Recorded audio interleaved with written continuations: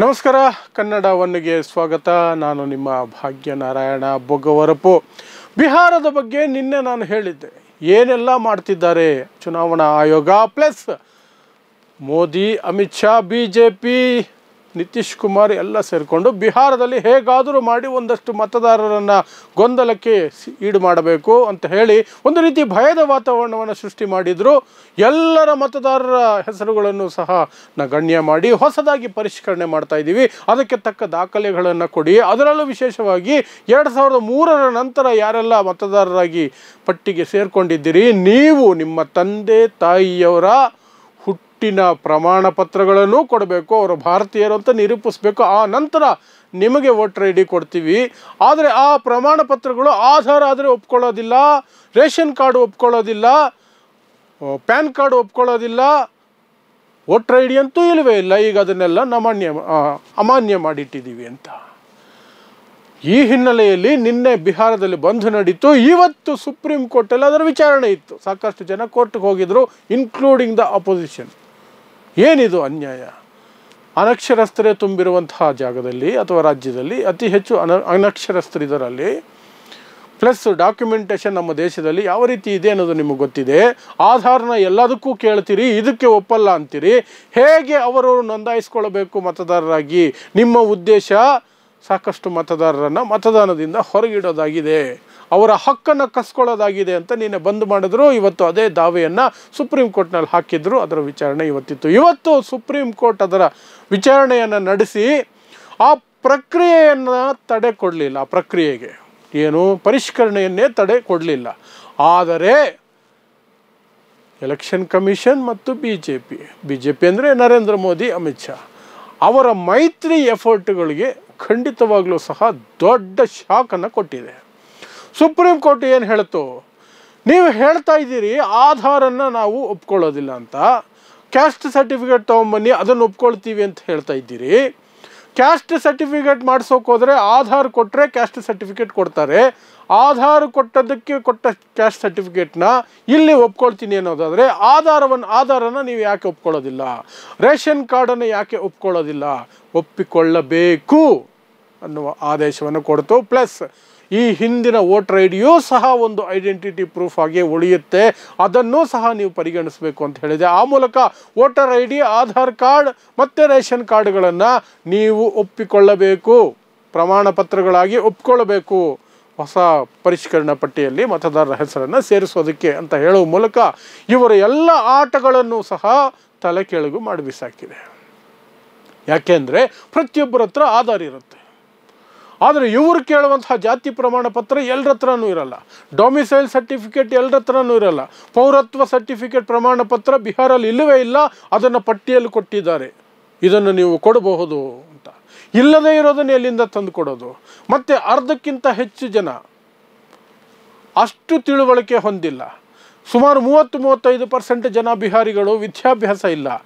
ಅದರಲ್ಲಿ ಸುಮಾರು ಜನ ಬೇರೆ ರಾಜ್ಯಗಳಲ್ಲಿ ಕೆಲಸಗಳಿಗೆ ಹೋಗಿದ್ದಾರೆ, ಅಲ್ಲಿ ದುಡ್ಕೊಂಡು ತಿಂತಿದ್ದಾರೆ. ವೋಟರ್ ಟೈಮಲ್ಲಿ ಅಥವಾ ರಜೆಗಳಲ್ಲಿ ಇಲ್ಲಿಗೆ ಬರ್ತಾರೆ.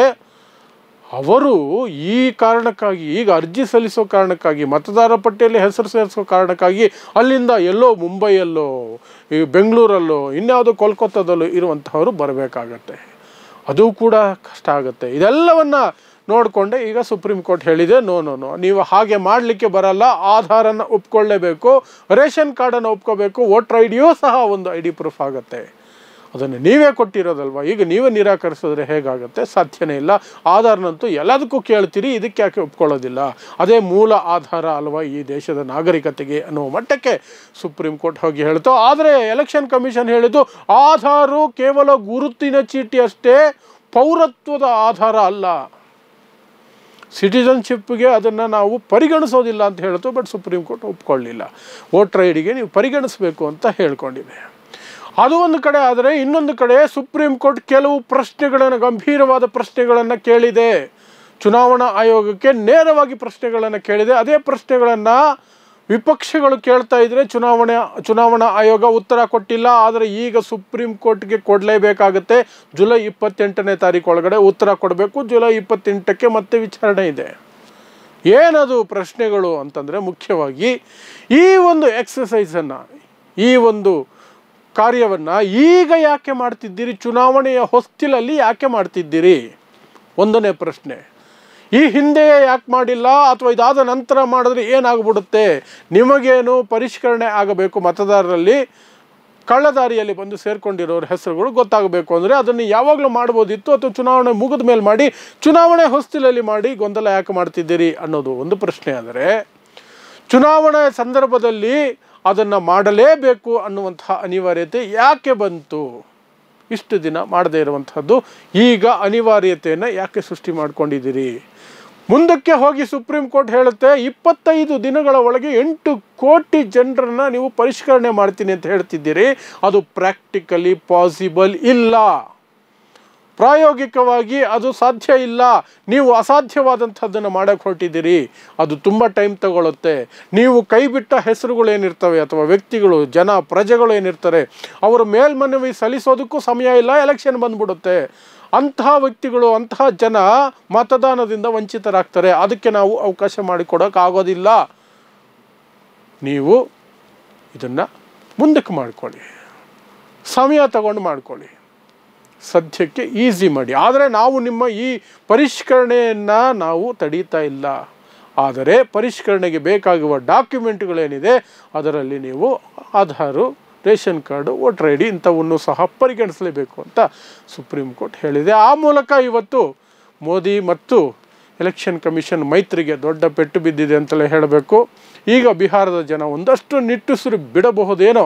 ಯಾಕೆಂದರೆ ನಿನ್ನೆ ನಡೆದಂತಹ ಬಂದಲ್ಲಿ ರಾಜಕಾರಣಿಗಳು, ರಾಜಕೀಯ ಪಕ್ಷಗಳ ಕಾರ್ಯಕರ್ತರು ಮಾತ್ರ ಪಾಲ್ಗೊಂಡಿರಲಿಲ್ಲ. ಸಾಮಾನ್ಯ ಪ್ರಜೆಗಳು ಖುದ್ದಾಗಿ ಬಂದು ಪಾಲ್ಗೊಂಡಿದ್ರು. ಯಾಕೆಂದರೆ ಅವ್ರ ಹತ್ರ ಡಾಕ್ಯುಮೆಂಟ್ಗಳಿಲ್ಲ. ಅಂದರೆ ನಾನು ಈಗ ಮತದಾನ ಮಾಡೋಕ್ಕೆ ಆಗಲ್ವಾ ಅನ್ನುವ ಆತಂಕಕ್ಕೆ ಮತದಾರರು ಬಂದಿದ್ದರು. ಅವರಿಗೆಲ್ಲ ಇವತ್ತು ಒಂದು ಚೂರು ಸಮಾಧಾನ ಆಗಿರಬಹುದು ಅಂದ್ಕೊಳ್ತೀನಿ. ಆದರೆ ಚುನಾವಣಾ ಆಯೋಗ ಜುಲೈ 28ನೇ ತಾರೀಕು ಒಳಗಡೆ ಹೊಸದಾಗಿ ಏನೆಲ್ಲ ಹೇಳುತ್ತೆ ಗೊತ್ತಿಲ್ಲ. ಆದರೆ ಸದ್ಯಕ್ಕಂತೂ ಸುಪ್ರೀಂ ಕೋರ್ಟ್ ಹೇಳಿದೆ, Aadhaar card, voter I D, ration ಕಾರ್ಡ್ನ ನೀವು ಪರಿಗಣಿಸಬೇಕು. ಯಾಕಂದರೆ ಅದು ಸರ್ಕಾರವೇ ಕೊಟ್ಟಿರುವಂತಹ ಆಧಾರಗಳು ಅಥವಾ ಪತ್ರಗಳು ಅಂತ.